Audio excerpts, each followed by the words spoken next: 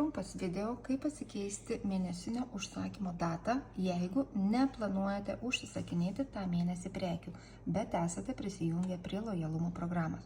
Tai prisijungėte savo paskyrą, einame į lojalumo programą, mano mėnesinis užsakymas ir čia matome, kad spalio 29 dieną įvyks užsakymas, kuris yra sudėliotas šitoje ataskaitoje. Matom PV sumą, adresą, kur bus pristatyta, kortelė, iš kurios atskaityta ir data, kada įvyks tas užsakymas.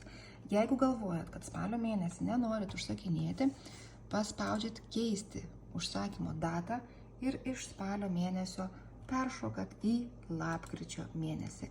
Tai taip, mėnesiukas bus praleistas ir tą mėnesį užsakinėti privaloma nebus. Apskritai, privaloma nėra. Jeigu norite užsakinėjate ir kaupiate va taip lojalumo taškus, gaunat papildomas dovanas.